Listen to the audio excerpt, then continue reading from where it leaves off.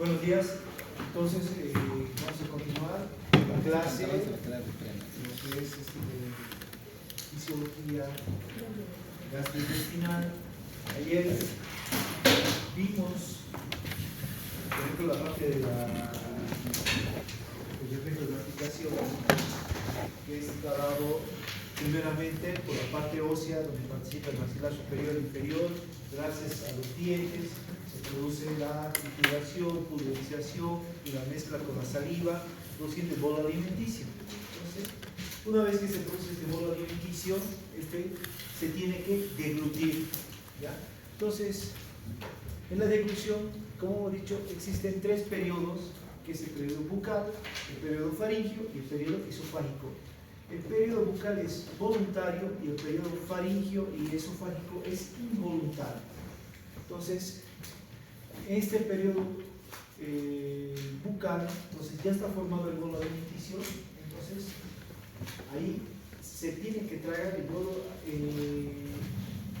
la lengua empuja contra el paladar y lo lleva hacia atrás para que vaya a caer a la orofaringe. Pero si este bolo alimenticio es muy grande, como dijimos ayer, el pliegue palato-faríngeo no lo va a dejar pasar y lo va a devolver nuevamente a la boca para que sigamos masticando y se formen bolos alimenticios más pequeños. Entonces, se tiene que vencer este pliegue palato-faríngeo haciendo bolos alimenticios más pequeños. Luego se produce este periodo faríngeo, el cual es involuntario, ¿ya? Entonces dijimos, ya ha pasado este pliegue palatofaríngeo, llega el bolo alimenticio, y para que este bolo alimenticio no vuelva a la nasofaringe, que es más superior, entonces necesitamos del velo del paladar. ¿Para qué? Para que cierre las coanas y de este modo el alimento no salga por la nariz. ¿Quién hace este cierre? Los músculos periestafilinos, los cuales dijimos que cuando hay difteria o coqueluche están afectados estos músculos peristafilinos y por lo tanto no funciona el velo del paladar y el alimento saldría por la nariz. Y aparte dijimos que hay una regulación de la presión mediante la trompa de Eustaquio, cual regula la presión de la caja timpánica en el oído. ¿Ya? Entonces nosotros cuando abrimos la boca aumenta la presión, el velo del paladar, y eso comunica a la trompa de Eustaquio. Está en comunicación con el oído interno, ¿ya? Con la caja timpánica. Luego, que en este periodo faríngeo el alimento se encuentra en la orofaringe, entonces el alimento tiene que pasar hacia el esófago. Pero para pasar esto, primeramente tiene que haber el cierre de la glotis, o epiglotis se quiere, ¿ya? Entonces se cierra, ¿para qué? Para que el alimento no pase a la vía respiratoria, hacia la tráquea. ¿Qué más pasa? Hay aproximación de las cuerdas vocales. ¿Gracias a quién? A los músculos aritinoideos, de la aritinoideos, ¿ya? ¿Por qué? Porque están inervados por el nervio recurrente. Y por último, se produce la proyección de la laringe hacia arriba y hacia adelante, entonces deja libre para que el bolo alimenticio pase hacia el esófago. Entonces se produce este periodo esofágico, que también es involuntario. Entonces, primeramente se tienen que producir ondas peristálticas primarias. ¿Quién produce estas ondas peristálticas primarias? El músculo constrictor de la faringe. Entonces, al producir estas ondas peristálticas primarias, que serían ondas lentas, ¿ya?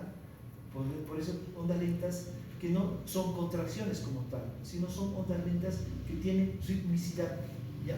Entonces, gracias a esta ritmicidad que se produce, el bolo alimenticio, como vemos aquí, va a pasar de la orofaringe, pasa a la hipofaringe y llega al esófago. ¿Por qué? Porque aparte el constrictor de la faringe ha producido estas ondas estas ondas esofágicas primarias producen relajación del esfínter esofágico superior. Entonces, gracias a esto y con ayuda de la gravedad, el bolo alimenticio comienza a descender, ¿ya? Entonces llega hasta la parte media del esófago y estas ondas peristálticas primarias cesan y el bolo alimenticio distiende la pared del esófago y produce las ondas peristálticas secundarias, ¿ya? Que ya son contracciones como tal. Entonces son ondas en espiga, ¿ya? Entonces se produce aquí contracción del músculo liso, por lo tanto esto ayuda a descender. Y si hay contracción, ¿qué pasa con el esfínter esofágico inferior? Se relaja, se relaja. Entonces, ¿por qué? Porque hay participación del plexo de Meissner y del parasimpático. Como ustedes saben, el parasimpático y el plexo de Auerbach, el de Auerbach produce despolarización, contracción del músculo liso y dilatación de los esfínteres. Entonces, el bolo alimenticio va a llegar hasta el estómago. Y también, algo que no les mencioné ayer es que este esfínter esofágico inferior, cuando no hay movimientos, está contraído porque está manejado por el simpático. Pero malos hábitos pueden llevar a que este esfínter esofágico inferior se debilite. Cuando, por ejemplo, las personas que comen y directamente se van a dormir, ¿ya? ¿Por qué? Porque necesitamos la gravedad que nos ayude para que, aparte, al perturbarse este esfínter esofágico inferior, pase, ¿ya?, el bolo alimenticio, ¿ya? Entonces, esto debilita. Las personas que comen y directamente se van a dormir, debilita. ¿Y qué pasa? Se debilita y produce un reflujo gastroesofágico.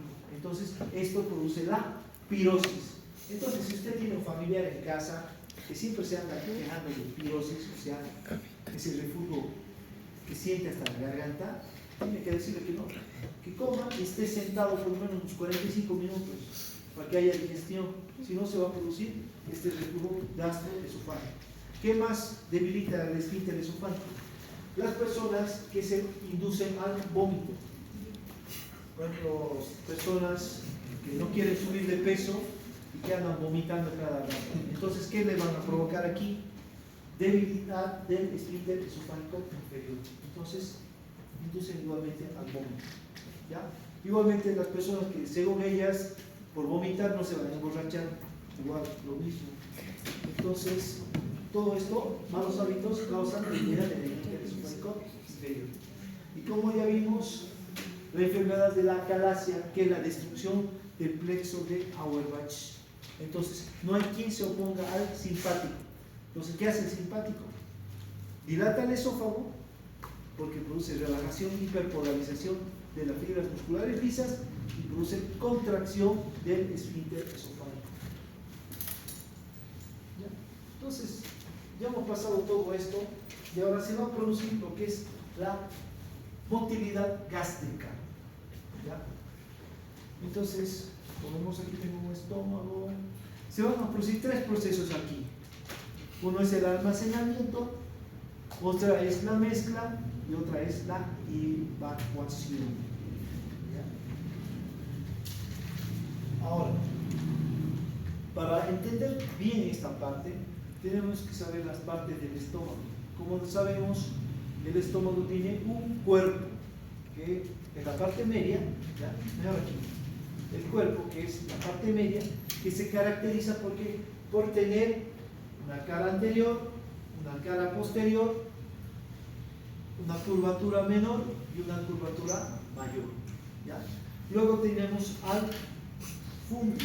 ¿Dónde se encuentra el fundus? Fundus gástrico. ¿Dónde se encuentra? Arriba. Arriba, en esta parte. Luego tenemos el antro.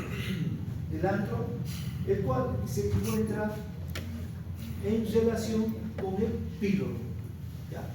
Entonces, tenemos que entender bien esto para entender todo lo que es motilidad gástrica. Entonces, cuando el bolo alimenticio ha descendido por el esófago y llega al estómago, el estómago se encuentra en un periodo de relajación. Entonces, si está en un periodo de relajación, ¿quién está manejando a las fibras musculares lisas? ¿El simpático o el parasimpático? El simpático. Porque aparte el píloro está cerrado. ¿Ya? Entonces cae el alimento al estómago y primero lo que se llena es la cara anterior, luego la posterior y las últimas partes del alimento llegan en el fundus gástrico, o sea, en la parte superior. ¿Ya? Entonces, el estómago tiene una capacidad aproximadamente de 1500 ml. ¿Ya? Es con lo que se llena el estómago. Entonces, gracias a todo esto se produce el almacenamiento que está en el estado de relajación para que el estómago se llene de el bolo alimenticio. ¿Ya? Entonces, pero no es tan así, ¿sí? Porque, como ustedes saben, siempre las fibras musculares están en un estado de semicontracción, no es que están relajadas al 100%, siempre hay un estado de semicontracción como en los músculos. Ahorita mi músculo está relajado, pero mantiene un estado de semicontracción, por eso hay tono muscular, mantiene el tono muscular. Luego se va a producir la mezcla, ¿ya? La mezcla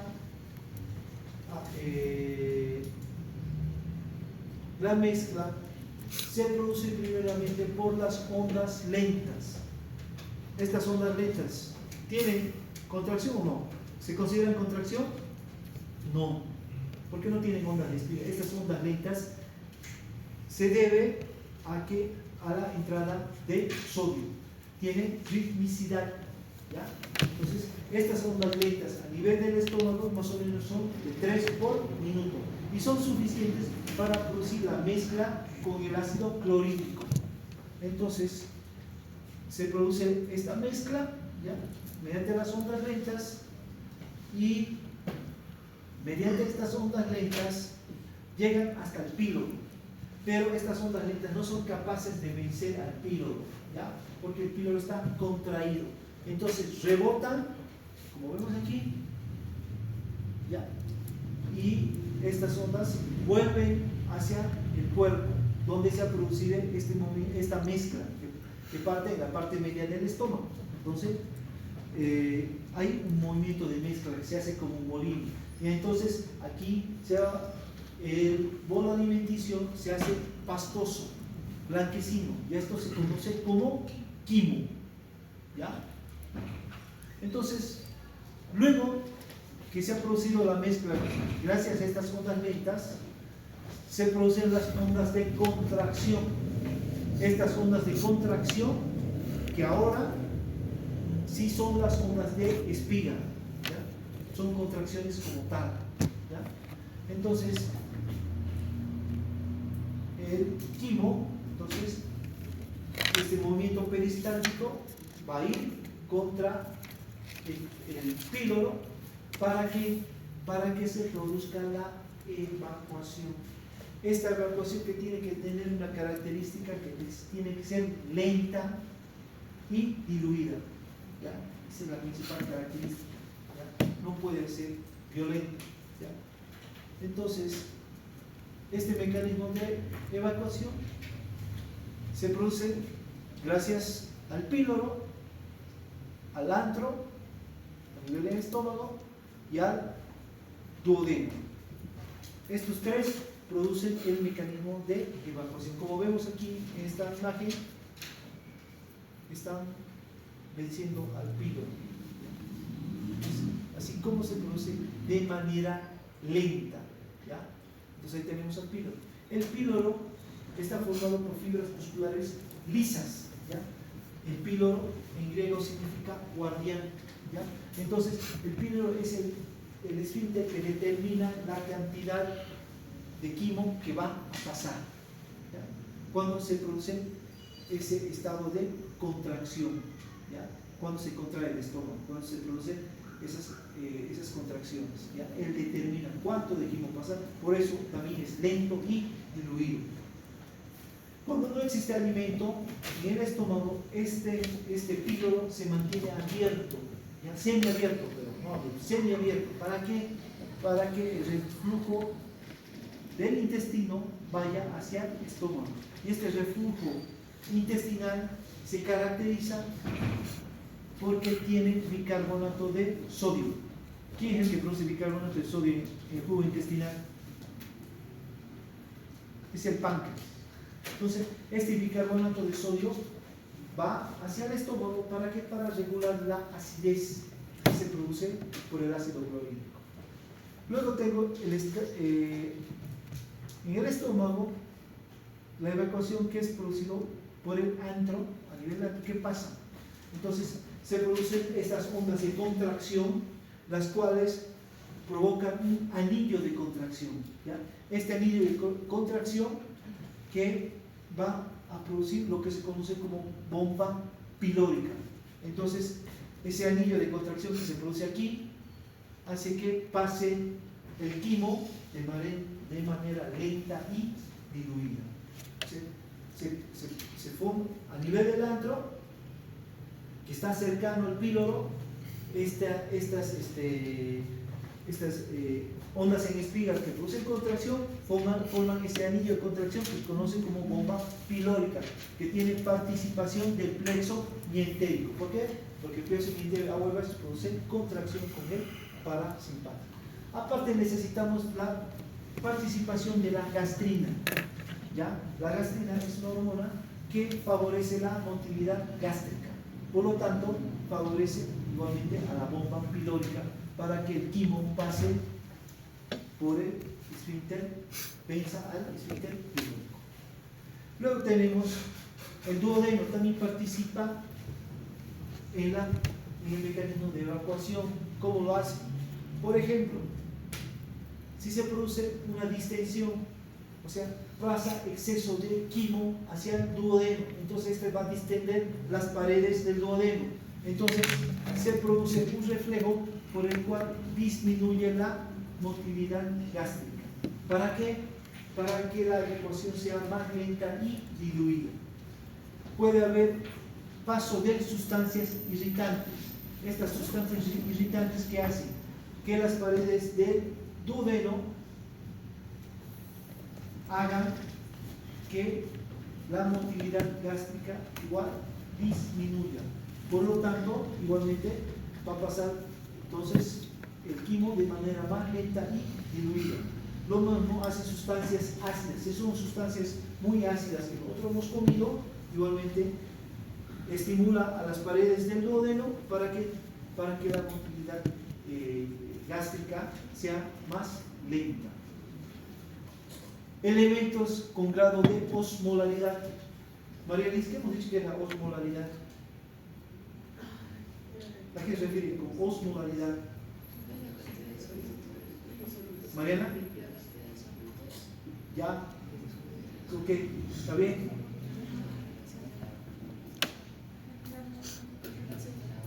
Es la relación que hay entre los solutos y el agua.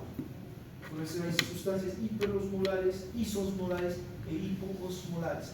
En este caso, que sea una sustancia hiperosmolar, ¿qué quiere decir hiperosmolar? ¿A qué me refiero? Que tiene mayor concentración de solutos. Entonces, ¿qué hacen estos solutos?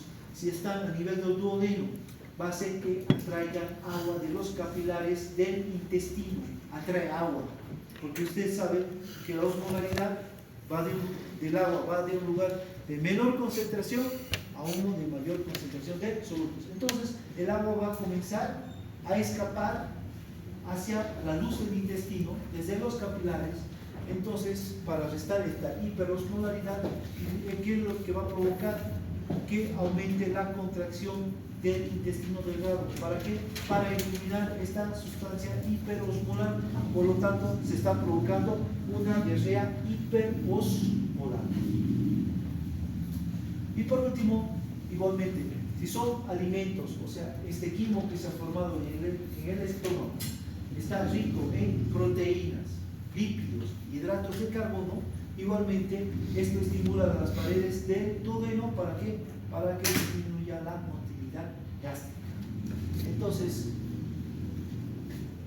las que son más difíciles de digerir primeramente son las proteínas, luego siguen las grasas o los lípidos y los hidratos de carbono. Los hidratos de carbono se digieren más fácilmente, o sea, se produce una digestión más fácil.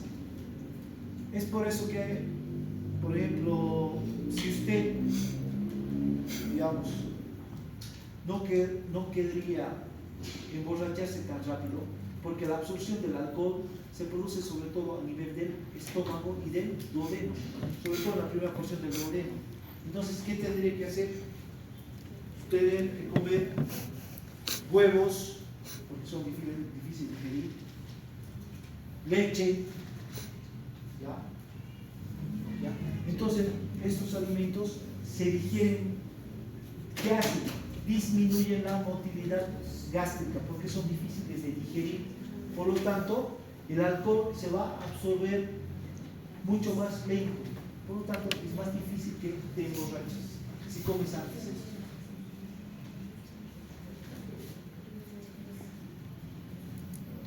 Y también tenemos participación para la evacuación de estas hormonas. Por ejemplo, como sabemos, la colicistoquinina, que se estimula cuando hay alimentos ricos en grasas. Entonces, ¿qué es esta colicistoquinina? Pasa a la sangre y favorece el vaciamiento de la bilis por la vesícula biliar. Igualmente la secretina, que se estimula cuando son alimentos muy ácidos, ¿ah?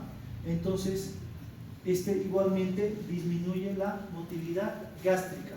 Y tenemos al péptido inhibidor gástrico, entonces, que igualmente se produce cuando son alimentos ricos en hidratos de carbono, lípidos y proteínas.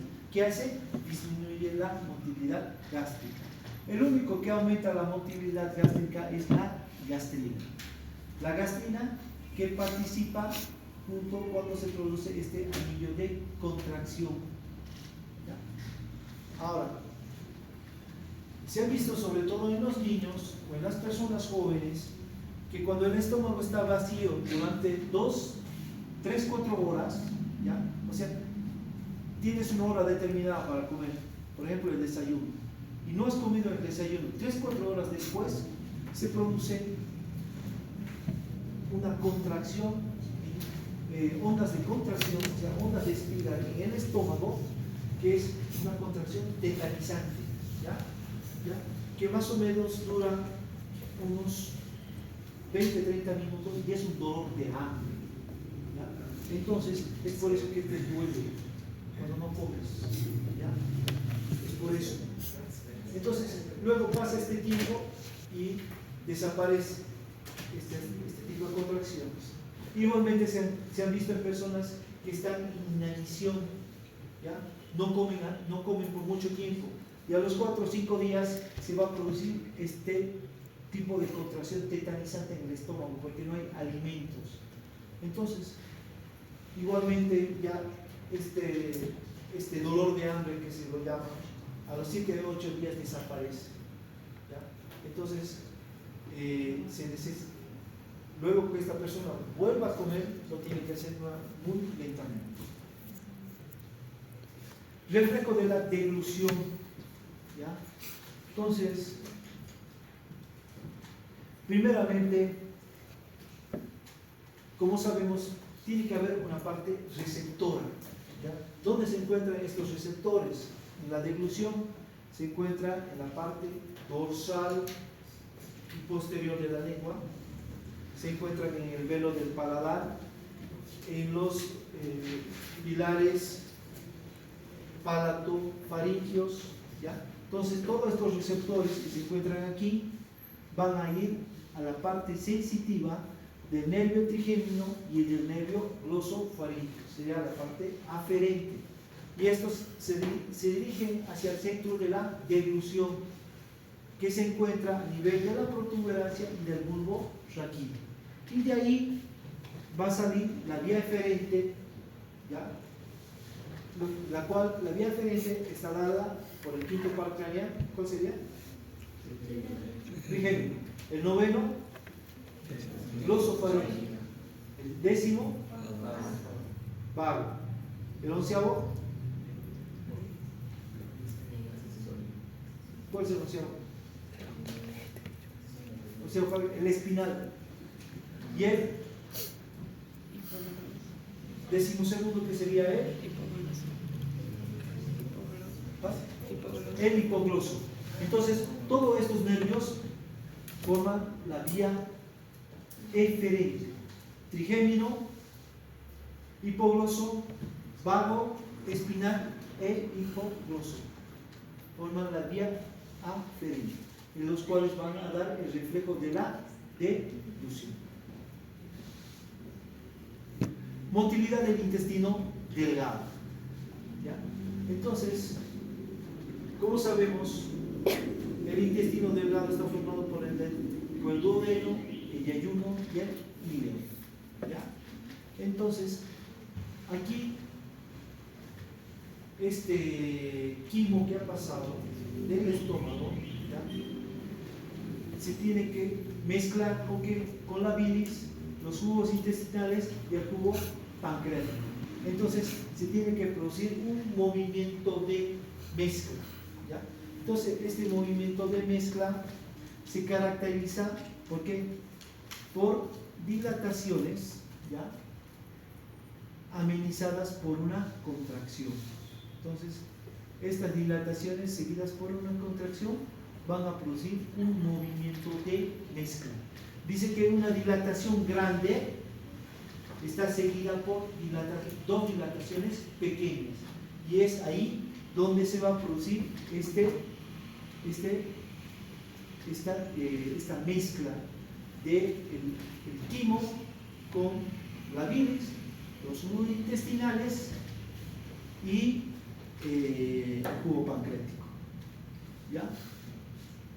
Entonces, todo esto por el movimiento de mezcla. Ahora, existe una actividad peristáltica, ¿ya? Entonces, esta actividad peristáltica se caracteriza, ¿ya?, porque se producen ondas peristálticas, ¿ya?, donde participa tanto el parasimpático como el simpático. Estas ondas peristálticas hacen que el alimento, ¿ya?, viaje a una velocidad de 0.5 a 2 centímetros por segundo. ¿Qué largo tiene el intestino delgado? 7-8 metros, ¿no? Así es. Entonces, pongamos que viaja mediante la onda peristáltica 1 centímetro por segundo. Entonces, desde el píloro, o sea, desde la primera porción del duodeno hasta la parte terminal del ilio, tardaría más o menos de 5 a 8 horas a llegar, ¿ya? Entonces, esta actividad peristáltica, ¿por qué se caracteriza? Se caracteriza porque se divide en una parte proximal o craneal, donde existe contracción, como vemos aquí, ¿ya?, y una parte distal o anal, donde existe dilatación. O sea, hay un segmento que está contraído y otro segmento que está relajado. Entonces, esta contracción hace que el alimento siga su camino y vaya más fácilmente donde está dilatado. A esto se llama relajación receptiva. Entonces, donde se contrae el intestino hace que el alimento vaya hacia la parte dilatada, y por la gravedad, entonces igualmente va avanzando este bolo alimenticio, ¿ya? Entonces, gracias a esto se produce el avance del bolo alimenticio. Entonces, a esto se llama la ley del intestino. ¿Qué quiere decir? Que existe la parte proximal o craneal está contraída y la parte distal o anal está dilatada. Esa es la ley del intestino. Y gracias a esto se produce el avance del bolo alimenticio. ¿Ya? Y como sabemos que es de 0,5 a 2 centímetros por segundo. ¿Ya? Entonces, dice que existe una polaridad. ¿Ya? Y gracias a esa polaridad, el intestino está dilatado, o sea, relajado. O sea, por eso es que hay participación del simpático. Donde está contraído, existe participación del parasimpático mediante el flexor de Auerbach. Y donde está dilatado, existe polaridad porque hay participación del simpático. Y gracias a esto se produce el avance del bolo alimenticio.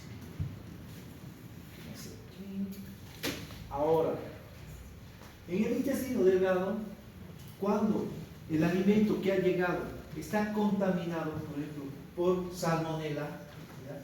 Entonces esto hace que la mucosa intestinal se irrite, ¿ya?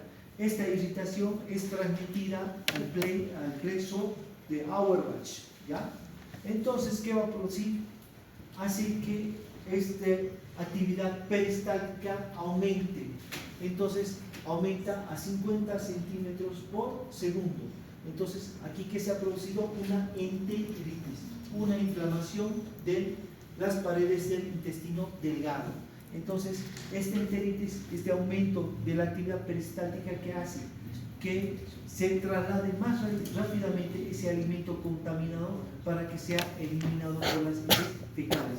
Entonces, cuando hay aumento de la actividad peristáltica, es lo que va a producir un dolor cólico, ¿ya? Entonces, cuando usted ha comido un alimento contaminado por bacterias, en este caso salmonelosis, entonces, ¿qué va a producir? Un dolor abdominal. ¿Por qué? Porque el peristaltismo está aumentado. Entonces, ¿cómo verifica esto? Usted agarra un fonendoscopio y los ruidos intestinales están aumentados. Entonces, ¿por qué? Porque hay una irritación que le está provocando una enteritis. Válvula iliocecal. Esta válvula iliocecal, como ustedes saben, se encuentra en la parte terminal del ilio, ¿ya? Esta válvula iliocecal se caracteriza primeramente, ¿ya? Aquí tenemos la parte terminal del ilio y aquí tenemos primeramente un esfínter iliocecal. Entonces, el esfínter iliocecal es el que regula el paso de este contenido intestinal hacia el intestino grueso, ¿ya? Y luego tenemos las válvulas iliocecales, que son dos, ¿ya? Estas válvulas iliocecales no permiten que haya un reflujo del contenido del intestino grueso hacia el intestino delgado. Dice que estas válvulas iliocecales aguantan una presión de más o menos de 50 a 60 centímetros de agua. Entonces, no permite que el contenido pase, ¿ya? Del intestino grueso. ¿Por qué? Porque el contenido del intestino grueso es contaminado, ¿ya? Está contaminado, ¿ya? Entonces, gracias a esto, las válvulas iliocecales se oponen al reflujo. En cambio, el esfínter iliocecal es el que regula el paso del contenido intestinal del intestino delgado al intestino grueso. ¿Qué cantidad pasa? Más o menos 1500 ml. ¿Qué característica tiene? Que es líquido. O sea, del intestino delgado pasa al intestino grueso y tiene es de consistencia líquida. Ahora, existe un reflejo gastroiliar. ¿Qué dice este reflejo gastroiliar? Dice que cuando el estómago se comienza a llenar de alimentos, o sea, del bolo alimenticio se llena, entonces, como ustedes saben, se producen ondas lentas, que mezclan, se producen las ondas de contracción que va a producir ese anillo para que pase el alimento por el píloro hacia el intestino delgado, y esto provoca igualmente que se abra la válvula ileocecal, o sea, se abre. ¿Por qué sería eso? ¿Ah? Es un reflejo, porque como ustedes saben, el músculo liso es un sincípio, o sea, es como una red, está interconectado. Entonces, cuando nosotros estamos comiendo, ¿ya?, y el estómago se está llenando de comida, se contraen las fibras musculares lisas y produce el relajamiento de los esfínteres. Entonces, en este momento se está relajando igualmente la válvula ileocecal. Igualmente, como se relajan los demás esfínteres, igual produce el deseo de defecación. Motilidad del intestino delgado, del intestino grueso. Como sabemos, el intestino grueso se caracteriza por tener un color ciego, que se ve aquí, o sea, los alimentos del intestino delgado pasan al ciego. Entonces, ciego, tenemos colon ascendente, el ángulo hepático, el colon transverso, ángulo esplénico, colon descendente, asa sigma, ampolla rectal, ano recto. Todo eso es el colon transverso. Entonces, la cantidad, como dijimos, que pasa del intestino delgado al intestino grueso son 1500 ml. Entonces, aquí, sobre todo esos 1500 ml es líquido, de características líquidas. Pero la característica del intestino grueso, ¿ya?, gracias a esta motilidad que tiene, es que se va a producir una gran absorción de agua. Entonces, al final, cuando se forma la materia fecal y está a nivel de la ampolla rectal, solo quedan entre 8 a 200 ml. Por eso tiene esa característica, la materia fecal, porque toda el agua se ha absorbido. Entonces, primero, una vez que llega este contenido líquido, se producen unos movimientos de mezcla. Como saben, las fibras musculares lisas dicen que forman 3 cintillas a nivel del intestino grueso, ¿ya? Y aparte existen unas dilataciones que son las austras, ¿ya? Entonces, cuando se producen estos movimientos de mezcla, entonces este alimento, el contenido intestinal se mezcla con el moco, y aparte, durante este movimiento existe acercamiento de estas austras contra los alimentos. ¿Para qué? Para que se produzca la absorción del agua, del líquido, ¿ya?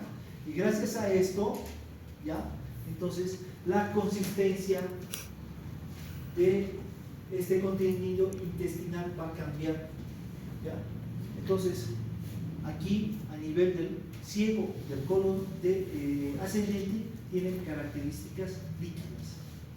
Llega al ángulo hepático y tiene una consistencia semisólida o pastosa, perdón. Llega al colon transverso y tiene ya una consistencia pastosa. Y llega luego, pasa al colon descendente, asa sigma, y llega hasta la ampolla rectal y ya tiene una consistencia sólida. ¿Por qué? Porque se está produciendo una absorción de agua. Entonces, por este movimiento de mezcla, desde el ciego hasta el colon transverso, más o menos tarda de 8 a 15 horas.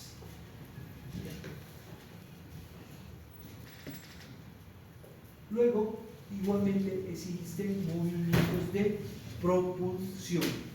Estos movimientos de propulsión están dados por las ondas de espiga. O sea que existe contracción de las fibras musculares lisas. Entonces, es una contracción seguida de una dilatación. ¿Para qué? Para que avance el contenido intestinal en el intestino grueso. Dice que son de 1 a 4 movimientos propulsores al día. ¿Ya? Entonces, por ejemplo, cuando uno come, ¿ya? Dice que este movimiento propulsor más o menos se da 15 minutos, una hora después de que uno sea servidor de alimentos, 1 hora 15 más o menos, se da estos movimientos propulsores. Entonces, por ejemplo, si usted ha comido a las 7 de la mañana, este movimiento propulsor más o menos se va a dar a las 8:15. ¿Ya? Entonces, estos movimientos propulsores hacen que el contenido intestinal se mueva 20 centímetros. ¿Ya? ¿Ya? Entonces, si son 4 movimientos propulsores al día, ¿cuántos centímetros se va a mover? 80 centímetros. ¿Ya? Gracias a esos movimientos propulsores. Como dice, 15 minutos después del desayuno ya se dan estos movimientos propulsores. Pero el libro dice una parte ahí: si usted desayuna a las 7 de la mañana, este movimiento propulsor, porque supone que el desayuno más o menos nos va a tardar una media hora en desayunar, servirte los alimentos, dice que el movimiento propulsor recién se va a dar a las 8:40. Por eso dice 15 minutos después del desayuno. Y por último, viendo esta parte, tenemos el reflejo de defecación. ¿Ya? Como sabemos, tiene una parte receptora, una parte aferente y una parte eferente. La parte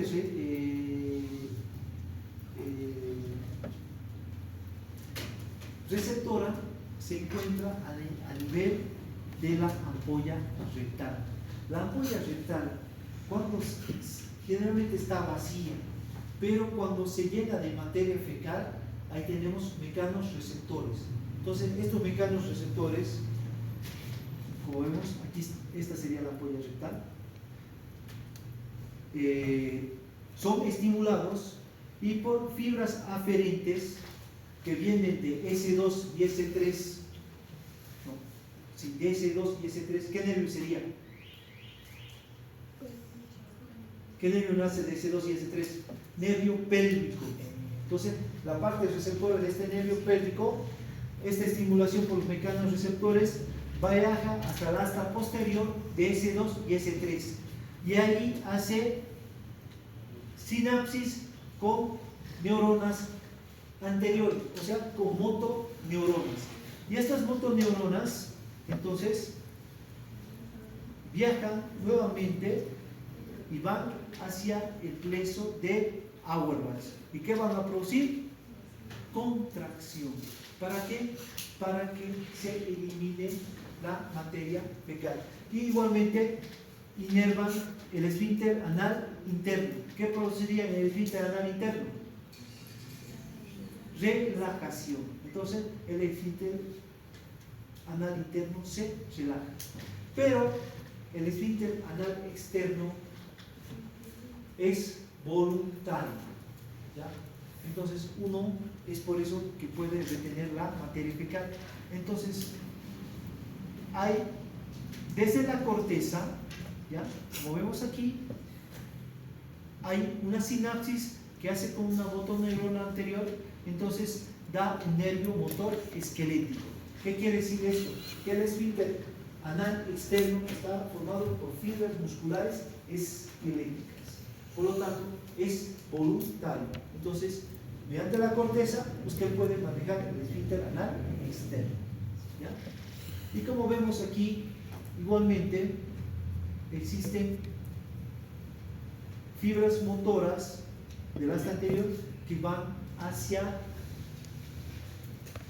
el colon descendente. ¿Qué provocarían ahí? van a inervar por el parasimpático al plexo de Auerbach. ¿Qué provocaría? Mariana, si existe materia fecal aquí, ¿qué? ¿Por qué? Porque produce contracción. Produce contracción, ¿ya? Entonces, si existe materia fecal aquí a nivel del colon descendente, por esa estimulación se va a producir contracción. ¿Para qué? Para que la materia fecal que está aquí en el colon descendente siga avanzando, llegue a la sasigma, luego a la polla rectal, ¿ya? Y sigue el estímulo de la defecación, ¿ya? Por eso, cuando este colon se estimula la polla rectal por los mecanos receptores, la parte aferente va hacia hacia S2 y S3 en la médula espinal, y hay ese estímulo aquí en el colon descendente y existe materia fecal aquí, entonces hay unas ganas inminentes de ir al baño, ¿ya? Entonces, gracias a que usted tiene esta parte motora, usted puede controlar, ¿ya? Entonces, pero hay un momento que hay unas ganas imperiosas de ir a defecar. Entonces, tiene el mecanismo de defecación, tiene un mecanismo intrínseco y un mecanismo extrínseco. El mecanismo intrínseco, ¿por quién estaría al lado? Carlos Ramos, ¿por quién estaría al lado en el intrínseco?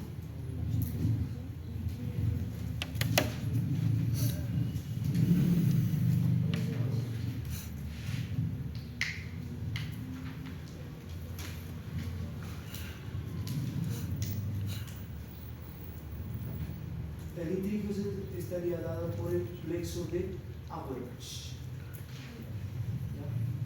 Entonces, como sabemos, el plexo de Auerbach